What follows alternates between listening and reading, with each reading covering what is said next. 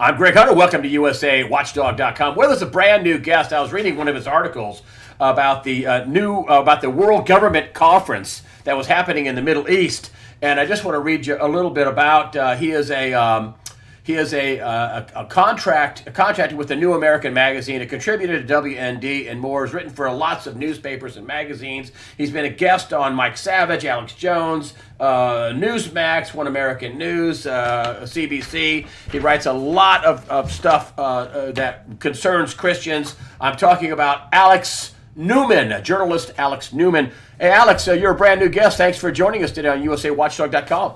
Hey, thank you so much for having me, Greg. I'm a big fan. Yeah, very kind of a big fan of yours. I saw your article about the world government, which I don't want to start there. I want to start with the social media.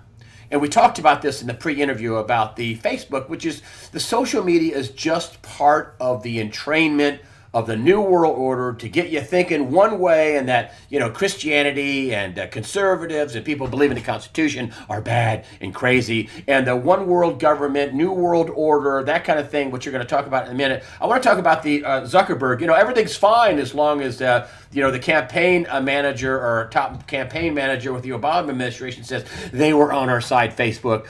They let us do things that they wouldn't normally let people do. Everything's fine with that, but when Trump and his administration and his campaign people find a way to leverage Facebook for 50 million users, oh my gosh, aghast. Tell us how the social media basically fits in with the New World Order government and movement and one world government that you've been writing a lot about in the last few years. Tell me how that fits in. Let's start there. Well, it's actually really hard to tell where the social media firms begin and where the deep state ends. I mean, they're practically one and the same. And this has been true from the start. A lot of these big social media companies ended up getting seed funding from the intelligence community through In-Q-Tel, the investment arm of the U.S. intelligence community. And what you see is that all these globalist confabs, Bilderberg is one of the premier globalist confabs of the year, for example. I've been to a couple of them, obviously not as an invited guest. And what you see is you always have the leading executives of Facebook and Eric Schmidt of Google and Twitter and LinkedIn and Amazon and and Microsoft, of course, Bill Gates, another regular attendee. And of course, they all have memberships in the Council on Foreign Relations, and a lot of them involved with the Trilateral Commission and the World Government Summit that we're going to be talking about. They all come and give their little speeches there. And what you see is, and this is becoming clearer, I think, even just in the last few weeks, is they are undergoing a systematic campaign to censor, to silence, and to sideline conservatives, Christians, libertarians, people who say anything that contradicts the agenda. I mean, we saw a massive purge just in the last few weeks of YouTube channels. We know Facebook has been manipulating their algorithms to censor conservatives so that the stuff doesn't get trending. This is across the board on all these social media platforms. And what's happening here, they serve a dual purpose. On the one hand, they help spy on not just the American people, but people all over the world, map out all the relationships, people's views, people's ideas, and you also control what they see. And some of this has even come out. The Facebook, for example, was working with the military on a social experiment where they were trying to check out people's reactions and psychological manipulation to putting, content that makes you happy or content that makes you sad. This stuff is, way out of line, and we need to resist it, I think. I was out last week, and I talked about this in my weekly news wrap-up last week about how any email with Greg Hunter on it ends up in people's a trash can or in their spam file. And after I put that out, I had a couple of dozen people say, hey, you were right. I found your thank you note or an email with your name on it or a story with your name on it. It's unbelievable. Really quite unbelievable. The health rates, just to back up what you said about the purging, the Health Ranger, what is it, Natural News, 1,700 videos, poof, bye, gone. Unbelievable. Yep. Let's talk about this. A lot of people seem to think, and still seem to think, that this New World Order type government is just a myth. But that's not true, according to you. You've actually gone to some of these things. You didn't go to the most recent one in the Middle East, but you wrote extensively about this World Government Council, New World Order, whatever you want to call it. I believe they call it the World Government Council. Let's talk about that. That just happened in February. Nobody in the mainstream press covered that. It was a huge event. So it's not a myth that they're working towards a one world government. That's right. It's absolutely not a myth. And in fact, if you listen closely, they tell you what they're doing. People can go on YouTube, just type up in the search bar George Bush New World Order, and you can listen to him tell you what the New World Order is. He says it's a world in which a credible United Nations will use its peacekeeping role, by which of course he means its military forces, to impose the vision of the UN's founders. And we know the UN's founders, mass murderer Joseph Stalin. On our side, of course, we sent Alger Hiss, who later was convicted of being a spy for the mass murderer Stalin. They're pretty clear about what they're doing. If you get David Rockefeller's autobiography, I mean, he wrote this himself. And the old joke about David Rockefeller, why didn't he run for president? Well, he didn't want a demotion, right? I mean, this guy ran the Council on Foreign Relations, steering committee of the Bilderberg. I mean, this guy was super globalist. And he wrote in his book, page 405, you can read it for yourself, he describes himself as a conspirator conspiring with a secret cabal of internationalists, he says, working toward a one world political and economic system. One world, if you will. And he says, if that's the charge, I'm guilty and I'm proud of it. So these people are openly telling us what they're doing. And this World Government Summit, this is the 6th one they've had now, takes place on the Arabian Peninsula, where I've spent some time. And it's all out in the open. You're right, it didn't get any coverage in the American media, even though Sky News, for example, and CNN and some of these others have co-sponsored this event. Nobody mentioned a peep about it in the American media. But you had the heads of all these different UN agencies, the head of the IMF, the head of the World Bank, top globalists and executives from the social media companies, government officials, very, very senior government officials. Last year, you had the new head of the United Nations there. So this is serious business. And they told us what their agenda was. I mean, they came out with an official press release afterward and said we need to realign all our institutions to get ready for the New World Order. And again, they've already told us what the New World Order is. Bill Clinton told us that he agrees with George Bush's view of it and vision for a New World Order. So, it's not even a conspiracy theory anymore. One, because it's not a conspiracy. By definition, a conspiracy requires secrecy. These people are practically in the open now. And two, it's not a theory. I mean, it's a fact. You can't argue with the fact that these people say these things. They're openly promoting this agenda. It's just they haven't told the American people yet. They haven't told the American people because, according to your article that read, it was back in, I think it was beginning of February that they had this out. Bravo for your article, incidentally. Thank you. That the target is America, and the numero uno target is President Donald Trump, who says America first. Talk about that. Yeah, and this has come through loud and clear for a long time now. For many, many years, they've made clear that America, as we patriots understand it, this idea that the self-evident truth that our founders outlined. They said we're all created equal and we're all endowed by our Creator with certain inalienable rights. That's not going to fly in their little vision of a new world order. So they need to eliminate that idea, and they make very clear that they're coming after that.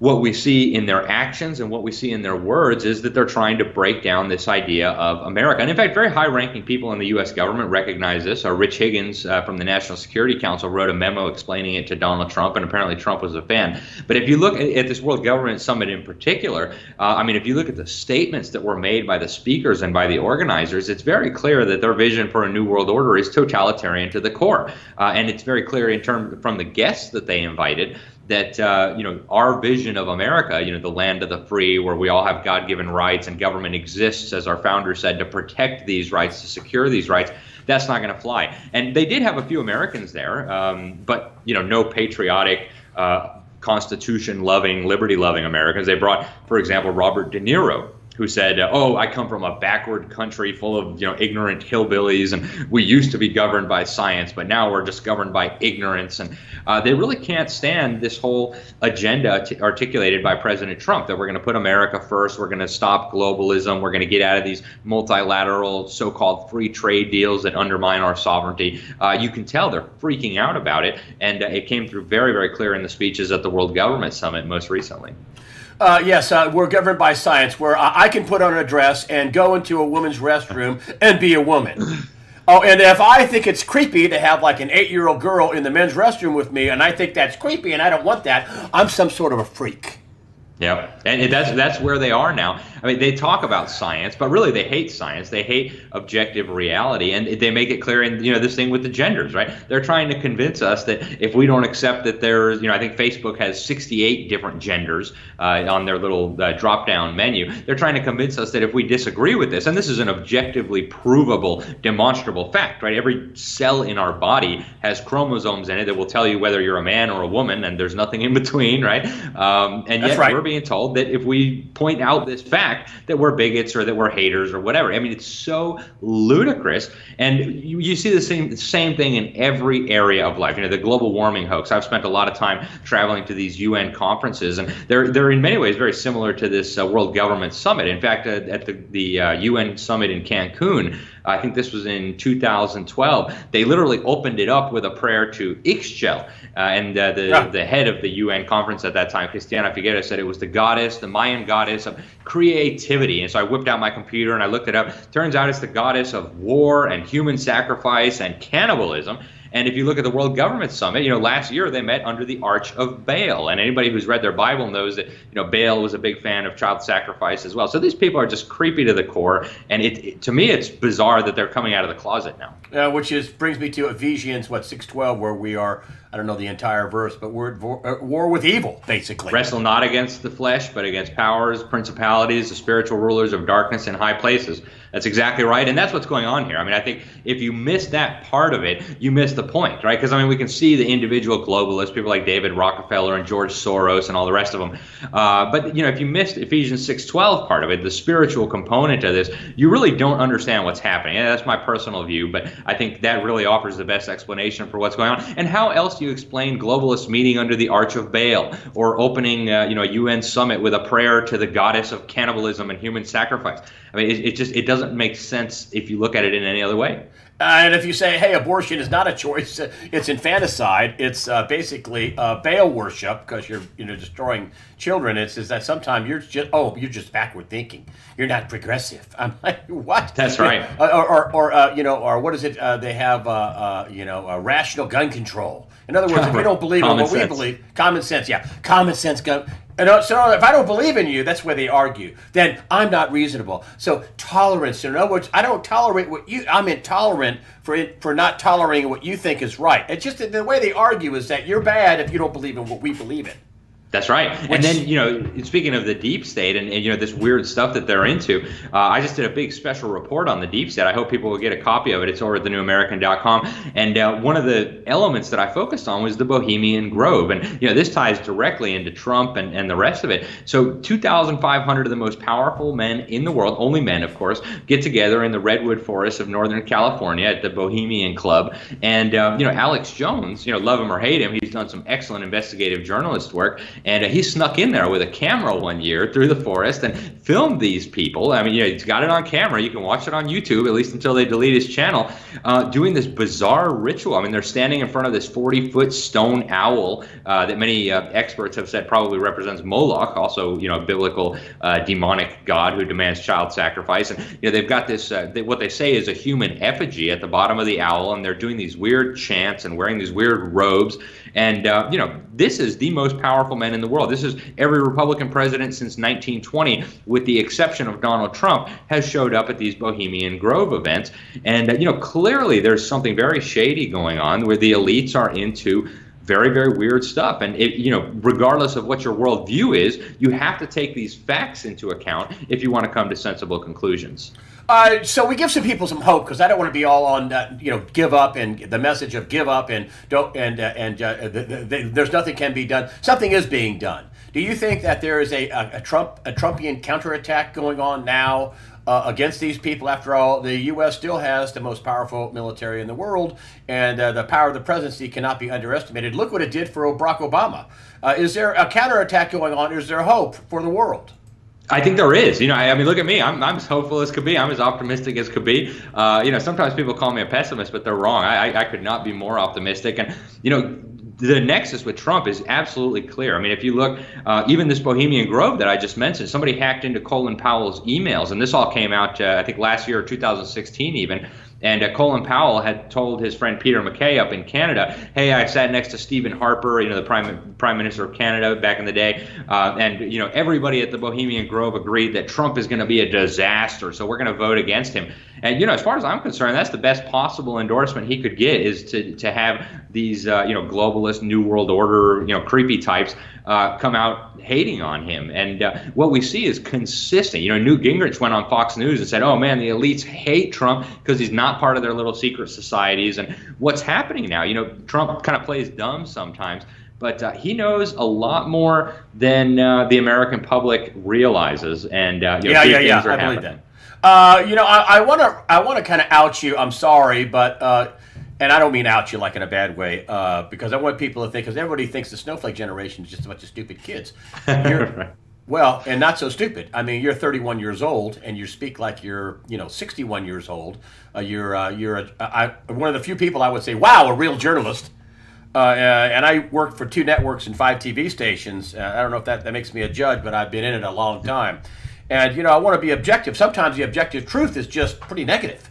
It is. I appreciate it very much, Greg. Thank you so much. I appreciate it. I am technically a millennial, and I say that very hesitatingly. I know everybody has an image of stupid millennials who still live in the mom's basement, but we're not all like that, right? There's a good number of us who have woken up, and more of us are waking up every day. Well, what they want for you guys is pretty awful. I mean, pretty awful what they want for millennials if they knew what they were biting into. It's a poison apple. But I want to talk about some of the stuff that you have coming up and that I want to kind of put out there. You don't have to give me everything because I want people to come and read your work. But this whole thing with this school, which I've brought up, they have the thousands, hundreds of high school kids, 15, 16, 17, 18-year-old kids, organizing these big things, which is totally bogus. It's George Soros, it's MoveOn.org, it's totally, it's the teachers union, it's all orchestrated, for, thought control and entrainment, and some kids are refusing to get involved with it, which I think this is going to be a huge backfire for young people because they're being forced to do this. Tell me about this latest push to disarm America through the youth of America. Yeah, well, it seems that they think they find, they smell blood in the water, and so they're all, swarming around like sharks. But I think you're right. I think it will backfire. But you mentioned Soros and MoveOn. You are absolutely right. I mean, this is the very definition of an AstroTurf movement. I mean, if you look at the March 14th walkout, for example, they admitted this was organized by the Women's March, the youth branch of it. It's called Empower. And if you look at the partner organizations of the Women's March, you have the Communist Party USA. You have Planned Parenthood. They butchered 325,000 babies last year, if I'm not mistaken. And for them to come out and claim they care about dead children, I mean, talk about ludicrous. You have all these, I think somebody wrote that 100 groups that are partners with this Women's March are funded by George Soros. You have Every Town for Gun Safety, funded by Michael Bloomberg, the billionaire former mayor of New York. So this is nothing but an AstroTurf movement. Yeah, there are some traumatized children out there that are being manipulated, but there is powerful forces behind this movement. And I want to, some people have gone on and dogged me about calling the Democrats communists, but I don't know what else to call them. I forget this. I have this new show called Let's Call It What It Is. Right. I mean, they're for universal basic income redistribution. They're for Antifa, communist. They're for Black Lives Matter, communist. They're for income redistribution, communist. They're for communists. I mean, what George Soros and the like, we're talking about an attack by communists against America. Am I wrong? You're absolutely right, Greg. And if you go back, I read the Communist Manifesto the first time, I think in 9th or 10th grade. And even back then, I remember thinking like, hey, some of this stuff sounds familiar, right? Like the government should educate all the children. We need a heavy progressive income tax, a strong central bank with a monopoly on currency and credit. I'm like, where do I know this stuff from? And unfortunately, we are now at the point where a significant segment of the American population, especially my generation and younger, could quite properly be identified as communist in their worldview, in their beliefs. And they don't even recognize this. I mean, if you ask them, do you prefer socialism or communism? Half of them will tell you socialism, but it's because they're totally ignorant. They've been indoctrinated, and education is one of my specialties. I've written very extensively on it. They've been so thoroughly indoctrinated by the time they go through 12 years of government so-called education that they come out literally believing communist dogma as if it were truth.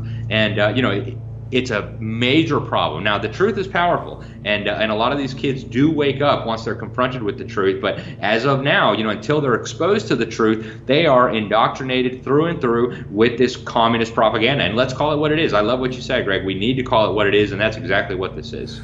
Isn't there a whole generation of kids behind your generation that is sick and tired of headed up to here with the communist propaganda, that they're turning conservative in droves? Is that true? Have you heard that? Absolutely, and I think that's fascinating. Actually, here in the local area where I'm staying at the moment, there's all these super conservative, liberty-minded, libertarian teenagers who are, getting active in the Republican Party and getting active in politics, and they are super duper attuned with liberty, the Constitution, the truth, and it's really encouraging to see. And I saw there was an article not too long ago. CNN has been trying to chase down all the alternative media and get rid of all their advertisers and all the rest. Somebody did an analysis, and their average viewer is something like 60 years old, whereas some of the alternative media, their age group is 28, 26, 24.